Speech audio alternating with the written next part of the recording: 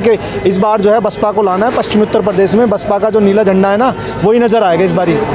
सपा भी और बीजेपी भी दोनों सफा होने वाली हैं इसमें। जब तक मैं जीऊँगा बसपा के लिए काम करता रहूँगा, जीऊँगा बसपा के लिए जीऊँगा, मरूँगा तो बसपा के लिए मरूँगा, क्योंकि ये मेरे बाबा जो हमारे महापुरुष हैं उनका खून पसीना इसमें लगा, इस मूवमेंट को यहाँ तक लाने में। और हमने पढ़ाई लिखाई करके हमने ये सीखा है कि अपने जो मिशन है, जो महापुरुषों का रास्ता है, उसको आगे लेके जाना है। और उसको सबसे मजबूती के साथ अगर कोई कर रहा है तो वो हमारी नेता हैं, आदरणीय नेता बहन कुमारी मायावती जी हैं। और हमारी नैतिक जिम्मेदारी है कि हम उनके कंधों को मजबूत करें और उनको प्रदेश का मुख्यमंत्री बनाएं, साथ ही साथ उनको देश का प्रधानमंत्री बनाएं, ताकि हमारा जो देश है वो आगे बढ़े और देश का विकास हो और देश के अंदर जो है भाईचारा कायम हो। इस नीति पे बसपा काम कर रही है। देखो बहन जी जो हैं यहाँ से लोकल हैं, ठीक है। बहन जी के प्रति बहुत प्यार है लोगों में, चाहे वो किसी भी जाति का हो। हर आदमी जो है उनके कामों से प्रभावित है और हर आदमी जो है उनको सनाखों पे बैठाने के लिए तैयार है। और ये जो पिछले 10 साल गए, इन 10 सालों में समाजवादी पार्टी का शासन भी देखा है और बीजेपी का भी देखा है। तो जनता जो है ना वो त्रस्त है और एक नागरिक के तौर पर ना जनता जो है ना त्राही कर रही है। तो इसीलिए जनता जो है मन बना चुकी है कि इस बार जो है बसपा को लाना है। पश्चिमी उत्तर प्रदेश में बसपा का जो नीला झंडा है ना, वही नज़र आएगा इस बारी। सपा भी और बीजेपी भी दोनों सफा होने वाली हैं इस बारी। सर, जैसे हमने चुनावी चर्चा भी की है, कुछ लोग ये कह रहे हैं जो राम को लाए हैं हम उनको लाएंगे। नहीं, जो जनता को त्रस्त कर रहे हैं उनको भगाएंगे, जनता ये कह रही है। ये तो अपने मुंह से ही तो बोल रहे हैं कि भैया जो राम को लाए हैं हम उनको लाएंगे। जनता नहीं कह रही है, जनता ये कह रही है कि जिसने हमें बेरोजगार बनाया है हम उसको भगाएंगे, जिसने बहन बेटियों का रेप कराया हम उसको भगाएंगे, प्रदेश से उखाड़ भगाएंगे। अब की बार जो है जनता ये कह रही है कि भैया राम का नाम नहीं चलेगा, ठीक है। आस्था अपनी जगह है और जो जनता के और प्रजा के जो मुद्दे हैं, नागरिकों के जो मुद्दे हैं वो सबसे ऊपर हैं। उसमें रोजगार है, शिक्षा है, चिकित्सा है, ये सारे मुद्दे सबसे ऊपर हैं जी। सर, युवाओं की जो एक नई पार्टी उभर के आ रही, न्यू जनरेशन, उसमें कन्वर्ट हो रहे हैं, आजाद समाज पार्टी को आप कहाँ देखते हैं? मैडम, किसने बोल दिया कि युवाओं की पार्टी है? युवा तो सारे ये खड़े नहीं है। बताओ को एक भी आदमी यहाँ पे 35 साल से ऊपर का नहीं है। अगर हमारे बाबा को छोड़ दें, बाबा इधर आने जरा, बाबा से पूछना, बाबा को छोड़ के जितने भी सारे युवा ही हैं, ठीक है। युवाओं की पार्टी कहाँ देखते हैं? किसको? अपनी पार्टी को? पार्टी को, आजाद समाज पार्टी। देखिए, इस पार्टी को मैं तो जानता ही नहीं हूँ, मुझे इससे कुछ लेना देना नहीं है, मेरे साथियों को कुछ लेना देना नहीं है। हमारी जो पार्टी है, हमारे महापुरुषों की पार्टी, जो हमारे जो महापुरुष रहे हैं उनके आदर्शों पे जो चल रही है, वो है एकमात्र पार्टी बहुजन समाज पार्टी। इस देश के अंदर बीजेपी हो, समाजवादी पार्टी हो, सारी पार्टियाँ जो डरती हैं वो डरती हैं बहन जी से, बहन जी की पार्टी से, जो मान्यवर कांसीराम साहब ने बनाई है। मान्यवर कांसीराम साहब ने जो बनाई है उस पार्टी से डरते हैं। उस पार्टी का नाम है बहुजन समाज पार्टी। जिस पार्टी का आपने नाम लिया उस पार्टी को ना तो हम जानते हैं ना हमारे समर्थक जानते हैं। लोग ऐसा कहते हैं कि जब से भीम आर्मी आई है तब से नीले कलर का जय भीम का जो नारा उसको ज़्यादा महत्व मिलता है। इसको किस नज़र से देखते हैं? नहीं, देखिए, ये बात तो ठीक है। नहीं, ये बात तो ठीक है कि आप जो बोल रहे हैं इसमें कुछ हद तक तो मैं सहमत हो सकता हूँ, क्योंकि भीम आर्मी को मैंने खड़ा किया है और भीम आर्मी में हमने अपना रक्त बहाया, अपना पसीना बहाया है। तो इस मामले में तो हम पूरी तरह सहमत है। भीम आर्मी को जो खड़ा किया गया था वो सामाजिक काम करने के लिए खड़ा किया गया था और भीम आर्मी को निष्पक्ष रूप से काम करने के लिए खड़ा किया गया था। भीम आर्मी को एक आतंकवादी संगठन बनाने की कोशिश हमने कभी नहीं की है। भीम आर्मी जो है वो सामाजिक मुद्दों को काम करता है, सामाजिक मुद्दों को लेकर काम करता था और स्टिल हम तो आज भी उनसे उम्मीद करेंगे कि वो जो है उन्हीं मुद्दों पे काम करते रहे। राजनीतिक जो मुद्दे हैं उनको बसपा के लिए छोड़ दें। भीम आर्मी में कब से जुड़े थे संगठन? भीम आर्मी में 2017 में मैं जुड़ा था, जब आंदोलन हुआ था। उसके 16-17 दिन बाद शेखर भाई जेल गए थे, तो वहाँ से मेरे पास इन्फॉर्मेशन आई कि भाई हम चाहते हैं कि आप जो है हमारे जो जिलाध्यक्ष के रूप में काम करें। तो फिर यहाँ से इन्फॉर्मेशन गई कि भाई मुझे पहले मुलाकात करनी है। जेल में मेरी मुलाकात करवाई गई। उसके बाद जो है कुछ मुद्दों पे बातें हुई। उनमें से मुद्दे ये थे कि भाई भीम आर्मी को मजबूत करना है, बसपा के खिलाफ कोई काम नहीं करेगा, जो भी राजनीति करेगा वो बसपा में जाके राजनीति करेगा। और फ्रॉम द डे वन से मैं अपनी कमिटमेंट पे कायम हूँ और हम पूरी ईमानदारी से बसपा के लिए तभी भी काम करते थे, आज भी करते हैं और जब तक हम जिएंगे तब तक करते रहेंगे। और साथ ही साथ हमारी जो आने वाली पीढ़ियाँ हैं वो भी बसपा के लिए काम करती रहेंगी। कहीं ना कहीं आप पुराने कार्यकर्ता है भीम आर्मी संगठन के, और 2017 और अब की भीम आर्मी संगठन में क्या कुछ बदलाव आया है? नहीं, मेरी बेस्ट विशेष आज भी उनके साथ है। मैं तो चाहता हूं कि सामाजिक मुद्दे जो हैं, सामाजिक जो काम है उन पे काम होता रहना चाहिए, चाहे वो भीम आर्मी हो या कोई भी संगठन हो। मैं हर पार्टी के कार्यकर्ता जो हैं, जो भी सामाजिक काम करते हैं, जो भी समाज को, देश को आगे बढ़ाने में अपना योगदान देते हैं, उन सभी का सम्मान करता हूँ। और भीम आर्मी तो मेरे दिल के कल भी करीब थी, आज भी करीब है और हमेशा रहेगी। और मैं नहीं चाहता कि भीम आर्मी नुकसान में जाए या समाज का नुकसान करे, क्योंकि मेरा मानना है कि समाज में जो है काम करने के लिए आपको महापुरुषों को पढ़ना पड़ेगा, उनको समझना पड़ेगा और सही दिशा में आगे बढ़ाना क्या पड़ेगा। आपको लगता है कि पार्टी बनाने से भीम आर्मी जो संगठन है वो प्रभावित हुआ है?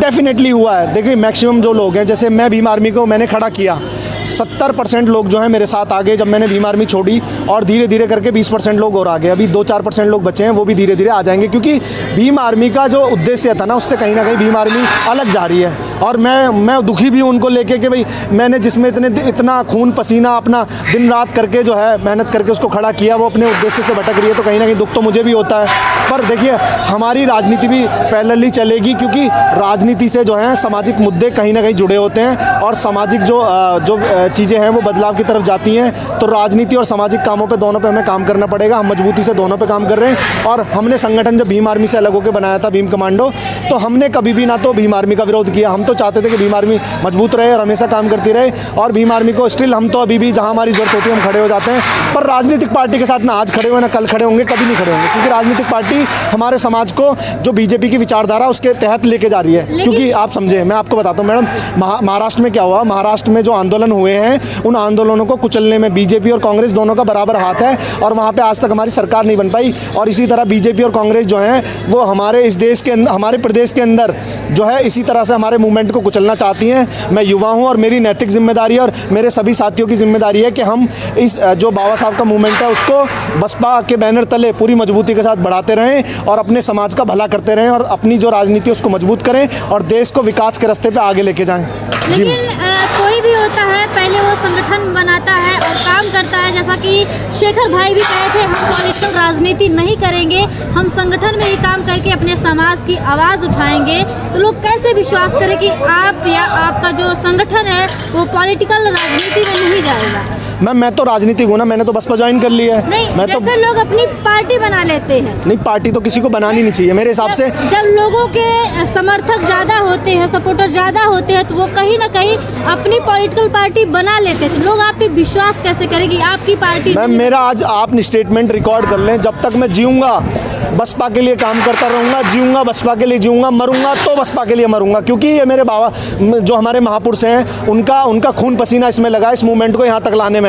और हमने पढ़ाई लिखाई करके हमने सीखा है कि अपने जो मिशन है, जो महापुरुषों का रास्ता है उसको आगे लेके जाना है, और उसको सबसे मजबूती के साथ अगर कोई कर रहा है तो वो हमारी नेता हैं, आदरणीय नेता बहन कुमारी मायावती जी हैं। और हमारी नैतिक जिम्मेदारी है कि हम उनके कंधों को मजबूत करें और उनको प्रदेश का मुख्यमंत्री बनाएं, साथ ही साथ उनको देश का प्रधानमंत्री बनाएं, ताकि हमारा जो देश है वो आगे बढ़े और देश का विकास हो और देश के अंदर जो है भाईचारा कायम हो।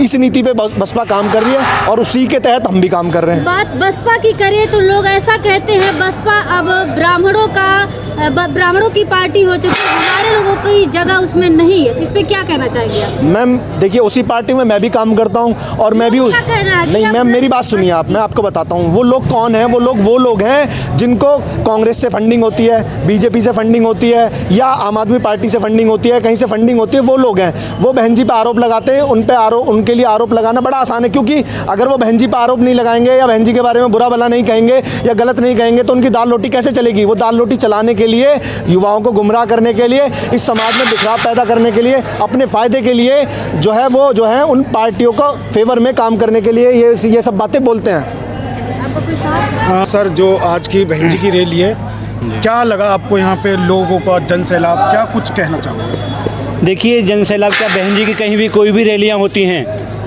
वो एकदम पावरफुल होती हैं। लोग उत्साह के साथ उनको देखने के लिए आते हैं, उनके भाषणों को सुनने के लिए आते हैं, उनके जो एक एक शब्द है उनको सुनने के लिए आते हैं और उनको एक झलक देखने के लिए पूरा समाज, पूरे लोग बेचैन होते हैं कि जहाँ भी बहन जी के स्टेटमेंट आए या बहन जी की झलक देखने को मिले तो लोग दौड़े चले आते हैं। क्योंकि बहन जी ने जो काम किए हैं, बहन जी को लोग इसलिए देखने आते हैं कि जो बहन जी ने उन लोगों के लिए काम किए हैं, धरातल पर काम किए हैं। क्योंकि किसी भी इंसान की जो पहचान होती है उसके काम होते हैं, कर्म होते हैं। आज जो बहन जी के इतने जो फॉलोअर हैं, जो इतनी बड़ी तादाद में जो लोग आए हैं, बहन जी ने उन कामों को उनके कसौटी पे खरी उतरी हैं। बहन जी उन्होंने के लिए काम किए, बहन बेटियों के लिए सुरक्षा कानून मेंटेन, हर विभाग के लिए, हर समाज के लिए काम किए हैं। सर्व समाज का ख्याल रखा जाता है। जब बहन जी की सरकार आती है हर समाज का ख्याल रखा जाता है, इसलिए आज सर्व समाज के लोग ये नहीं है कि बहन जी को उसी किसी एक पॉलिटिकल कमेंट किया। आज पूरा सर्व समाज के लोग बहन जी के लिए भाषण को सुनने आए हैं, सभा को देखने आए हैं जी। बाबा दर्शन करने के लिए और सन 85 से लगे हैं और बहन जी के लिए संगठन तैयार किया, हमेशा तैयार करते रहेंगे, मर जाएंगे, कट जाएंगे, गर्दन कटा लेंगे। बाबा बुजुर्गों, आपको तो कड़ी ठंड में घर रहना चाहिए। अरे मेरे को तो और जवानी आ रही है बहन जी की रैली देख के। बाबा बसपा में कब से जुड़े हैं, कब से काम 85 से 85 से हाँ। 85 की बसपा में और अब की बसपा में क्या बड़ा बदलाव नजर आता है? अब की बात, पहले तो बहन जी घर घर जाती थी, लेकिन अब बहुत बड़ा शासन हो चुका है, बहुत बड़े उस लेवल पे पहुंच चुके हैं हमारी बहन जी। अब उस समय घर घर जाकर हमारे सब लोगों को जोड़ा है, एक समाज ने पूरे समाज को जोड़ा है, जो जोड़ने की वजह से ही बहन जी यहाँ तक पहुँची है। पहले बहन जी का जो संघर्ष था, जब लोगों के बीच में जाती थी तो कैसा लगता था? वो एकदम उत्साहित था, वो उत्साहित है।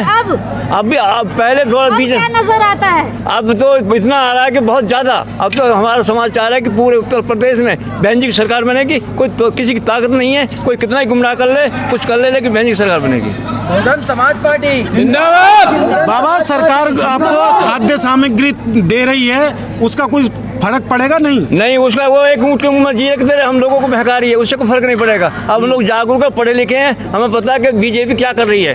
इस बीजेपी के बहकावे में कुछ नहीं आना, ना तेल के, ना तेल बांटने से, ना नमक बांटने से। अब हमारा समाज, जाटा समाज और बहुजन समाज बहुत आगे बढ़ चुका है। मैं जेवर से। जेवर क्षेत्र से आए सर। जेवर क्षेत्र में विधानसभा 63 से हो आप? जी जी। तो सर वहाँ का आपको माहौल कैसा लग रहा है? वहाँ का माहौल पूरा बसपा के पक्ष में है जी। और जितने भी लोग हैं हमारी विधानसभा में सारे बसपा के पक्ष में हैं। और हमारी जो सीट है वहाँ की जो प्रत्याशी नरेंद्र भाटी चाड़ा जी, वो भारी बहुमत से जीतेंगे। आप कितने लोगों के साथ में आए? हमारे यहाँ पूरी 100-125 लोगों की टीम आई है अपनी पूरी। उस टीम में ज्यादा संख्या किसकी, युवाओं की या बुजुर्गों की, किसकी? युवाओं की संख्या ज़्यादा है, सारे 25 और 30 के बीच में है सारे युवा। आपको? मेरा नाम अजय भारती है, मैं जिला गौतम बुद्ध नगर से हूँ। जी जी सर, जो आप यहाँ पर आए हो आज, कैसा माहौल देखने को मिला आज? देखो, माहौल बड़ा ही ज़बरदस्त था। हमने देखा यहाँ का माहौल, जैसे 2 तारीख में आगरा में भी बहन जी की रैली हुई थी, वहाँ भी ज़बरदस्त था और यहाँ और भी ज़बरदस्त लगा हमें देखने में। ठीक है ना, तो इससे ये लगता है कि बसपा की पूर्ण बहुमत की सरकार 2022 में बनने वाली है। गौतम बुद्ध नगर में आप बसपा को कहाँ देखते हैं? गौतम बुद्ध नगर में जो बसपा है वो पूरे टॉप पे है।